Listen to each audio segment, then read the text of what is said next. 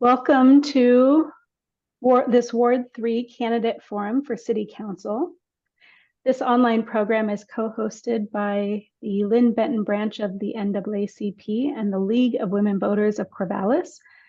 Our co-moderator, Nina Petrovich, will introduce us to the NAACP.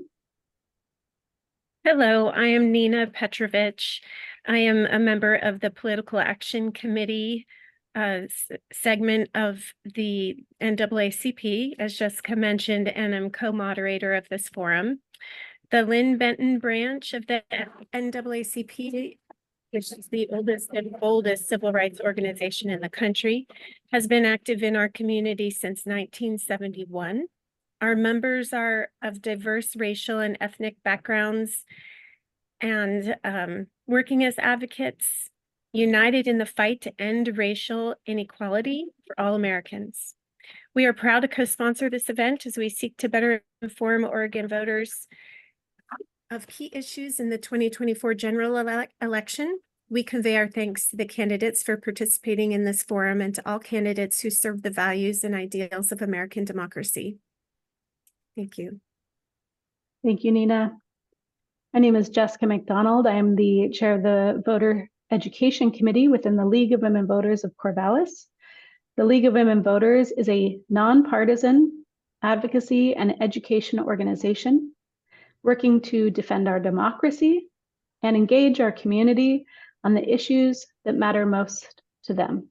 I encourage those listening to get involved in both of these fine organizations.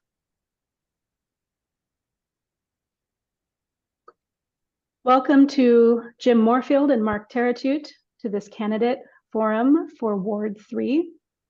To open this discussion, we are going to ask each of you to take 2 minutes to introduce yourself to the voters and, share a little bit more about why you are running for city council. We will start with Jim. Once again, my name is Jim Moorfield. I moved to Corvallis in December of 1978, ran out of money in Corvallis, stopped to make a few bucks and never left. I've lived in South Corvallis since my daughter was born in 1983. Like, we moved to our home in 2 weeks after she was born. And so that means that I've lived in South Corvallis for 41 years. I was a member of the city council for a couple terms, 89 to 92. I started when I was 36. Hopefully I've learned some things since then. But I know something about what the experience is like. Times have also changed. I've had a number of jobs over the years, but a couple that I would highlight is that in a good part of the 1980s, I was on the staff of what was then called Sunflower House and now is called Community Outreach. And I had a hand in opening the first men's shelter in Corvallis and worked with homeless people every day in that job. Fast forwarding to 1998 is when I became executive director of Willamette Neighborhood Housing Services. And I spent 20 years to the day as executive director of Willamette Neighborhood Housing. And I retired in 2018. So we worked on a lot of things, but our main line of business was developing affordable housing. And we worked on a number of projects in Corvallis, as well as other towns in Lynn County. I want to run for city council because I know something about a couple of my priorities. One being addressing homelessness, and the other being the Urban Renewal District progress in South Corvallis. I chaired the South Corvallis Refinement Plan Committee in the late 90s, where a lot of the ideas that made it into the Urban Renewal Plan were born. And that was a long time ago. So I'd like to see progress made and do whatever I can to help with that. Thank you, Jim. And now Mark. Hi, my name's Mark, and like Jim, I live in Ward 3, and I've owned a house here for about 22 years. And I'm running for council because I want to get the city to prioritize stopping the flow of garbage into the Marys and the Willamette rivers. That's my number one priority. There's some other things that I would like to do. One of the things that I would like to address is this fee structure for our city services bill because it's regressive and it needs to be fixed. And I'd like to keep Corvallis focused on alternative transportation needs and building new bicycle infrastructure. But my main issue is the river and the garbage that keeps flowing into it. If asked for my top three priorities, I would say garbage in the river, garbage in the river, and garbage in the river. I've only lived in Corvallis for about 35 years. First as a renter, now as a homeowner down here in South Corvallis. And I moved to Corvallis because I fell in love with the community and what it was. And Corvallis in 2024 is not the same Corvallis that I moved to in the 1990s, in the early 90s. And it can be again if we want to make it better. And one way to do that is to elect creative leaders with a passion to make our home better. And I'm that leader. And I bring a perspective to council that has been absent for too long. I worked for the city for over 2 decades, and I experienced life as an employee under 3 different city managers. I have seen the sausage being made, and I want better sausage because we deserve it. Oh yeah, I want to stop garbage from getting to the river because we all live downstream. Thank you, Mark. Now, I believe Nina will introduce us into our pre-prepared portion, questions portion of the conversation. Yes, thank you. We'll have Mark go first for this first question. What do you see as the biggest issues facing the city in the next 5 years? And how do you propose to tackle those issues? So like I just finished saying, I'm focused on the amount of garbage that's going into the rivers. I've been unsuccessful in getting the city prioritize the issue as an individual citizen. As a counselor, I will focus on this issue. The DEQ is listing the Willamette as water quality impaired because of trash. Regulations will be coming eventually, and we can get ahead of it by being proactive and stopping the flow. And ideally, we can also focus on removing what's been dumped over the last several years. I volunteer every month to go clean garbage up out of the river with Willamette Riverkeeper, and we never have enough time or people to complete the work. We come back time and time again to the same places and remove pretty much the same garbage, and it needs to stop. And council needs to set the priority, and this needs to be one of the priorities. Keeping garbage out of the river should be less expensive than removing it once it's there. And I just learned recently that once we remove that garbage, it's classified as hazardous waste. So it's actually fairly expensive to dispose of. And clearly, the cost of housing is also an important issue, and I'm sure Jim will speak to that. And it's clearly where the city opts to spend its money is an issue. For example, building a civic campus that may or may not be needed might be a lower priority than developing housing for people who can't afford what's currently available. If more people are housed, the small percentage of people living in camps who are contributing to the garbage in the river can be more easily addressed. The issues are kind of related, but they're not the same issue. And I'm running for the river. Thank you. Jim, you ready to answer? Would you like me to reread the question? No, I'm good. Okay. Well, I've already mentioned a couple of my priorities, homelessness and urban renewal in South Corvallis. As a representative of Ward 3, I have to say those are some top city priorities. I don't think many people would argue with the challenge that homelessness has presented for our community.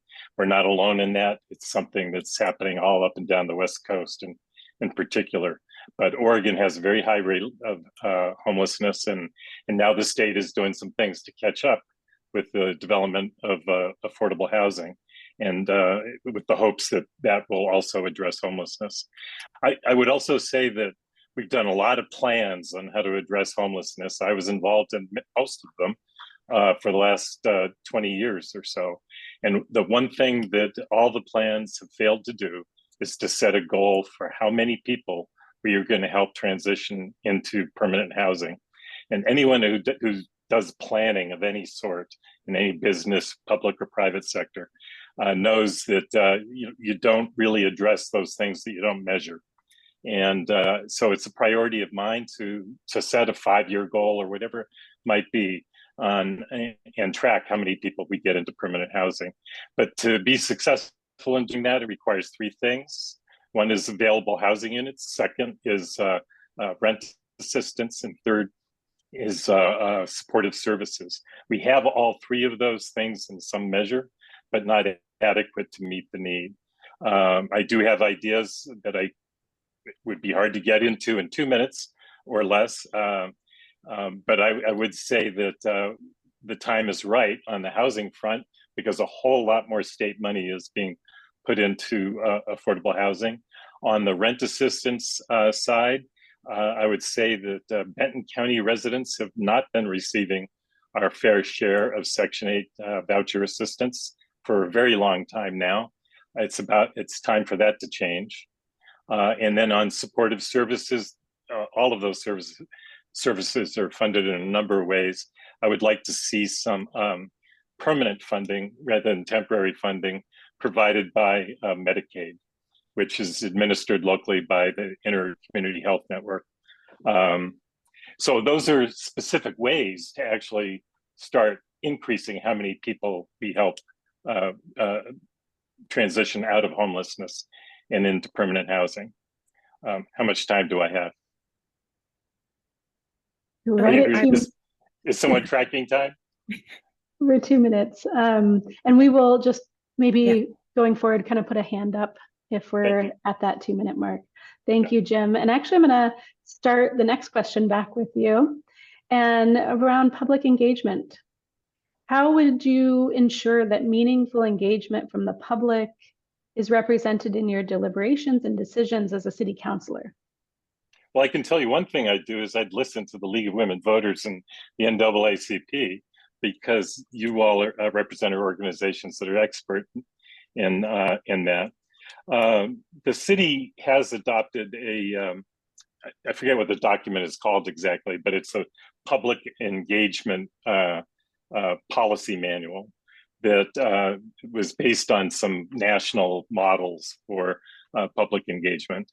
And there's a lot to it, and it gets into significant detail on the different kinds of decisions that are made and the different kinds of different ways for citizens to be consulted, involved, and so on. And so there's a lot of pieces to it. It depends on what the decision is that we're wanting to get input on. I would also say, though, that while we have that tool, implementing it is another matter.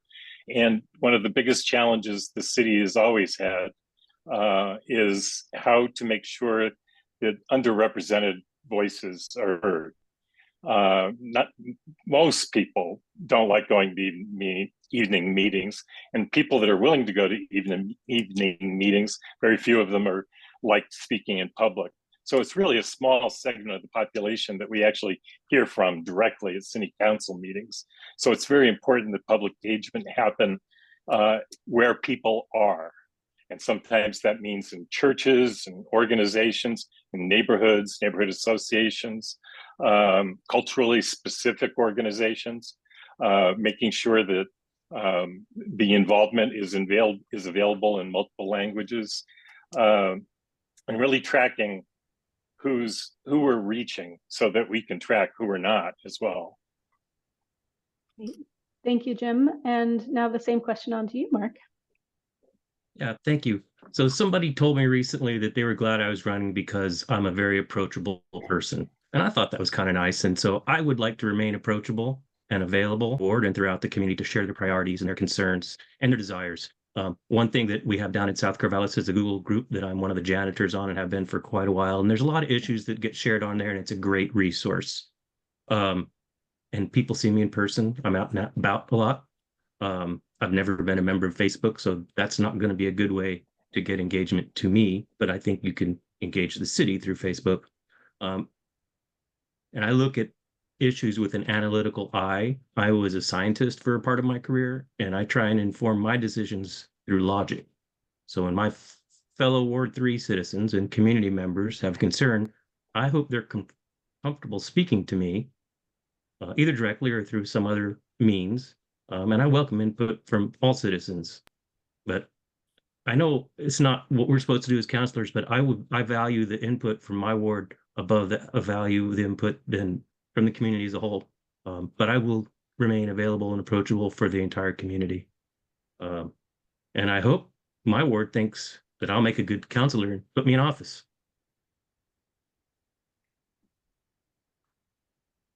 Great, thank you. Great. Okay, so thank you for your response. Resetting my timer here. So we'll move on to question 3, and Mark, I'll address you first. The city has a large urban growth boundary. What are your plans to service this land for the future, including infrastructure like sewer, water, and transportation? Do you support a new memoranda of understanding with the county?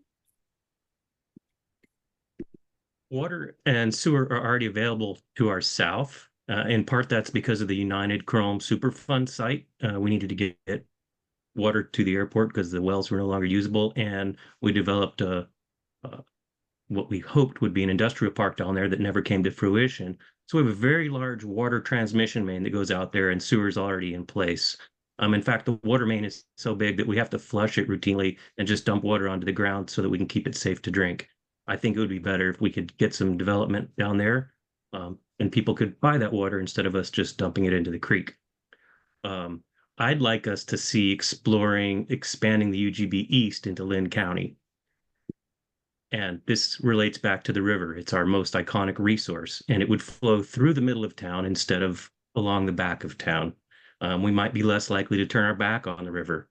If I look upstream, Eugene and Springfield are on either side of the river. So people have to cross the river all the time because the communities kind of are sister cities. Another really great example is Independence, and they're all on one side of the river, but they've stopped turning their back on the river, and they have started to celebrate the river, and it's a marvelous place to go enjoy the river. And Corvallis could do that as well if we expanded to the east. Oh, thank you for your response. And so Jim, again, would you like me to read the question again for you? No, ready? that's okay. Okay, thank you. Well, the city of Corvallis already has the means to plan for expansion of infrastructure into UGB, urban growth boundary. Really the question is whether those planning documents are up to date and taking things that change into account. They do have to be updated. Each of our utilities, street, sewer, water, and so on, have master plans. Those master plans can get out of date as needs of the population change. And very importantly, all the projects that are envisioned in these master plans have to be paid for at some point as we grow. And the capital improvement plan is the planning process for planning for how to pay for these things. And things get out of date. The capital improvement plans have to be updated because costs change, needs change, environmental regulations change. So these are living documents. In theory, we set our system development charges rates such that as development occurs, it can pay for their most immediate costs associated with expansion, and that the city has the money because it's been saving it with system development charges to pay for the city's share of these infrastructure improvements. I think it's safe to say that we not all of our master plans are up to date all the time. And so it's always a work in progress. But generally speaking, that's how it's done. What I don't know is what you mean by the MOU with Benton County. I'm assuming that you're talking about the agreement we have with Benton County associated with how housing development or other kinds of development happens in the UGB to make sure that we can bring it into the city in ways that work. If that's what you're talking about, I did not know it was done through an MOU. I just thought it was in each of the jurisdictions land use plans. But Okay, thank you very much. Yeah, we could have been more clear on that question, that part of the question. All right, Jessica. Thank you. And Jim, we're going to start back with you. So on to our next question. Are there specific actions you would take if elected to advance racial equity within our community? well, where my mind goes first is over those things that city government has some control over. There's a lot of things that city government does not have any control over. And there's a lot of things that the city shares responsibility for. So my mind goes first to what can we do to advance racial equity that the city has control over. And I go back to the community engagement.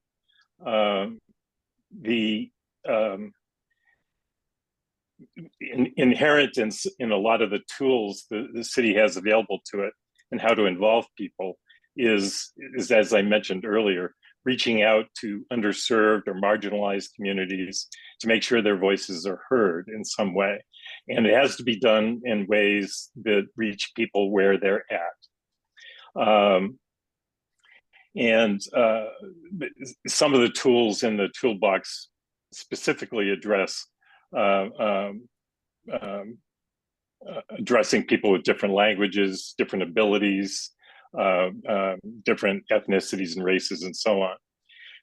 A companion piece to that is the city has an equity lens that adopted, I think, not that long ago, maybe even the last year or so.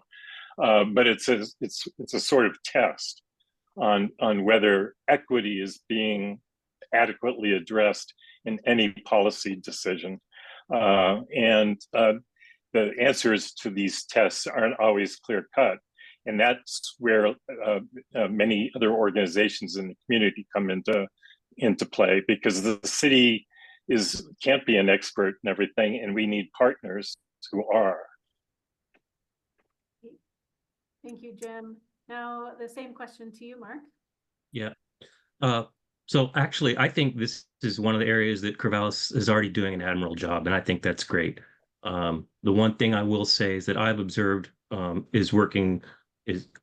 I've been working for the city and then through this process and as a resident, when city staff schedules meetings, important meetings, it would be really nice if they could look on calendar, because they often schedule meetings that conflict with important festivals of minority cultures. And most calendars have these festivals and observances on them, and it would be kind if the city would spend a little more effort, focus on scheduling public participation during those events.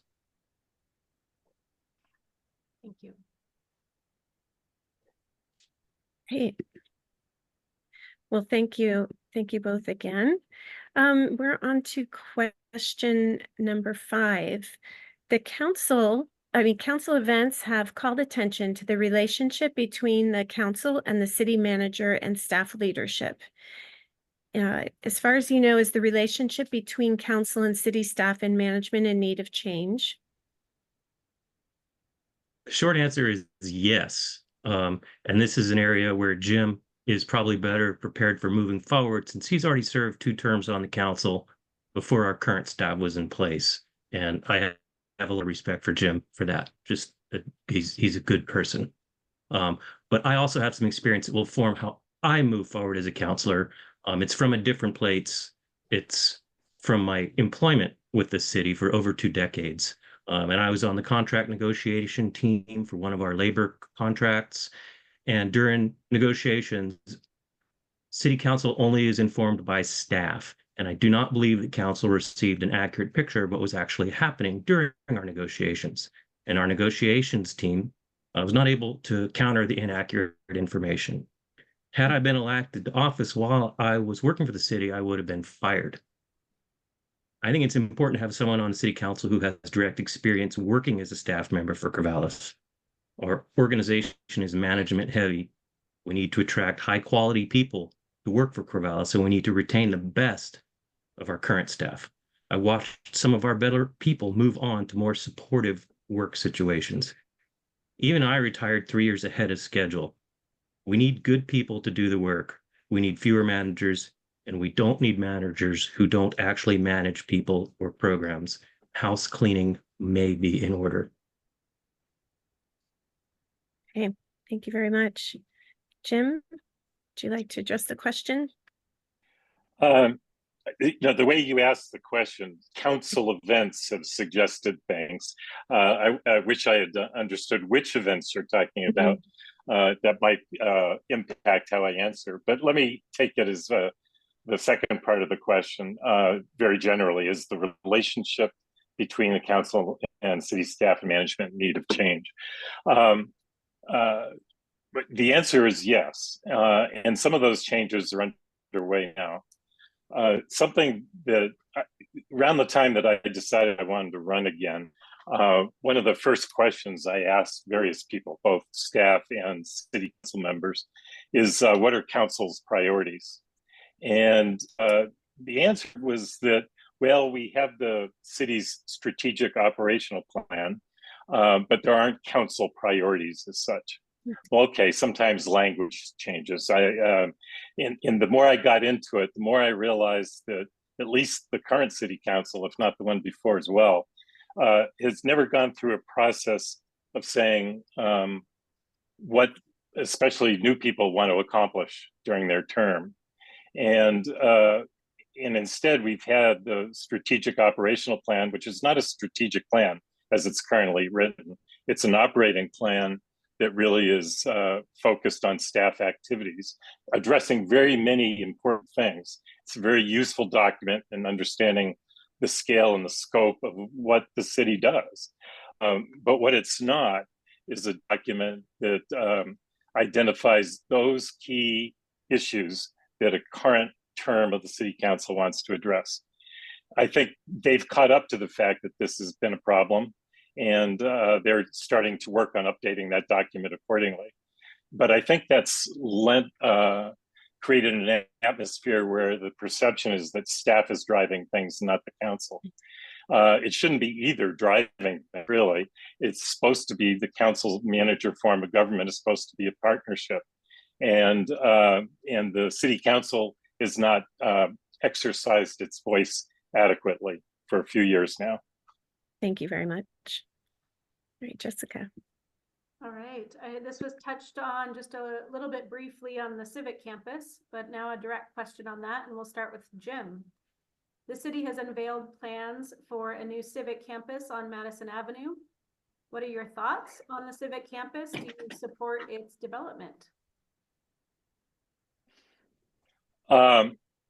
Well, it's kind of impossible to answer that question right now because I don't think they have. I think the premise of the question is a little bit incorrect. The city has not revealed plans for a civic campus. The civic campus task force has not issued its final report yet, but is due to do so in October. So it's happening really soon, and they were given a job to do. So the city did, and the city council did get that far in identifying the civic campus as a top facility need. But that's not the same as saying, well, this is what the design should be, and this is what it's going to cost, and how we're going to. They're far from having made that decision. So I can't say that I'm in favor of it until we get farther along the process, especially how we would pay for it. Because some sense of scale is going to have to be given to this thing. What I would say is that in my employment over the years, the quality of workspaces matters a whole lot when it comes to the well-being of employees. People need the tools to be successful. They need a space that's conducive to doing good work. And I don't think the city has those spaces right now. I think City Hall is an awful building for the people that work there, and it's not a very friendly building to the public. So I think something has to change along those lines. But I certainly am not hanging my hat on any specific plans yet. Great. Thank you, Jim. And duly noted that we will maybe change some of the formatting of that question going forward in these forums. Mark, same question to you. Yeah, so my understanding about there's some scope that's going on, and there is a push to develop a new civic campus, and I'm not really in support of it. I think the funds that they're talking about spending would be better used to promote aren't able to live under a roof and who want to better themselves and contribute to be productive citizens. We've remodeled that city hall several times over the decades. It may not be perfect. My house isn't perfect, but instead of building a fancy new house, I work with the house I have to make it better, and I save the extra funds for other projects. The city could certainly do that. After COVID, the city was very reticent to let people work remotely, people who could, and eventually did. And people who were working remotely enjoyed the ability to do so. We got all of our work done. If the issue is having workspace, there's other alternatives than building a fancy new building and giving up on all the work we've already put into the existing infrastructure. Thank you. Okay. Well, Mark, we'll go to you again for the last question. Are reported incidences of racial bias adequately documented and addressed in our city? Would you alter or augment the process that's in place? So I don't know what percentage of incidents are reported. I know the FBI thinks that there's a lot more incidents in Oregon than are those being reported. So I think the number one thing that people need to do is report incidents when they happen. I know years ago I found a brick with a swastika drawn on it in my front yard, and I reported that. There really wasn't much that CPD, Corvallis Police Department, could do because there wasn't any crime committed, even though it made me feel nervous in my own neighborhood. I don't know who did it. I don't know if they were trying to send me some kind of a message. There wasn't no damage to my home or my belongings, so CPD took the report, and there's really not much else they could have done. And I don't know what else I could have expected. I do know that in Corvallis, when there's higher profile cases, locally or even elsewhere, our citizens come together and they're welcoming and they're caring. I recall both Jewish and Muslim communities coming together to stand side by side when there were attacks by firearms or explosives or arson. And I think the citizens of Corvallis mostly treat each other with respect. And that's one of the things that I love about Corvallis. Thank you very much. Jim, can you answer the same question? Would you please? One suggestion on making the question clear for future interviews is whether you mean hate crimes and incidences of racial bias, or whether you're using racial bias to mean all of the above, because they're different. But that I'll answer it the way you worded it for now. There's no doubt in my mind that when we're talking about racial bias, that it's underreported. And there's many reasons for that, and most of them I'm not qualified to speak on. But anytime that the subject has come up, we've learned more and more about what actually happens in our community. And there has not been a way of counting and tracking and evaluating and following up on incidences of racial bias by the city. The question has been asked about whether the city should be doing more, and more specifically, whether our whole region should be doing more. The Cascades West Council of Governments contracted for a report the city helped pay for that came up with a final report on a bias response initiative. It was finished late last year, I believe.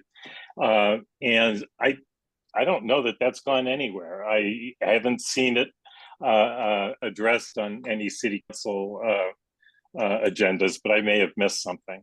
But as far as I know, no action has been taken on that. And it had a very specific recommendation that there be a position established that could be a regional one, but a position established to actually link up with the state's hotline for racial bias reporting, so that the whole system can be upgraded on educating people, making opportunities to report easy, following up in cases where something more is needed to, help people, heal people. And the more that happens, the more likely people will report misbehavior in the future. So there is a need for something, and I'd like to see that report discussed more fully. And I would be very curious about what the NAACP thinks about that recommendation. Okay. Thank you very much. Well, yeah, I'll turn it back to Jessica. Great. Well, we have reached the end of the pre-prepared questions, and now we're going to give you each just over a minute and a half or so to give your final remarks, to the voters that are watching this recording going forward. Why vote for you in Ward 3? And we're going to start with Jim. Well, first of all, one of the things that became apparent to me a few weeks ago, I never knew Mark until, even though I knew Mark's name, I didn't know him personally until just a few weeks ago. And it really became apparent both from meeting him as well as talking to people that know Mark that that I'd be happy with him as a city councilor representing Ward 3. I'd also be happy with myself representing Ward 3. And I think we both have complementary experience. I think I definitely want to follow up with Mark sometime in the next month to hear more about water and to hear more about the experience with labor negotiations and how communications work. Those are two things that I will note. I would also say that that it's time for the city council to provide stronger leadership and fulfill its responsibilities. It's time to address homelessness. It's time to more aggressively address our community's housing needs. And I have the experiences to help do that. Thank you, Jim. And closing remarks for you, Mark. Yeah, thank you, Jim, for the kind words. I could say the same about you, and I probably will, because I think that our ward has two really good choices, and it would be very difficult for someone to make a bad decision. The only way somebody in Ward 3 could make a bad decision in this election is by not voting. And that's easy to fix. Just vote. The ballot's going to come in your mail. Jim's got endorsements from many local politicians, and you can look at that, and there's a reason why they've endorsed him. I'm not seeking political endorsements. The only endorsement I'm seeking is the vote of my neighbors. And if you care about stopping the flow of garbage into our rivers, I would encourage you to mark your ballot for clean rivers. Thank you.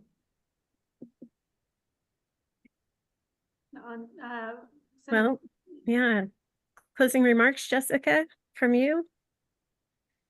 I think in general, I just want to thank our candidates here for being with us today for this recording, for everybody who's watching and getting out the vote this general election. Yes. Yes, Mark and Jim, thank you. Sorry. Thank you. Thank you. Yes. We're so grateful for your time, and this helps to helps our membership and citizens make a more informed decision, that you've given us your time and answered the questions thoroughly and thoughtfully. Thank you. Thank you. Yes, well, on behalf of the League of Women Voters of Corvallis and the Lynn Benton branch of the NAACP, thank you for coming, and go and vote. Good night. Good night.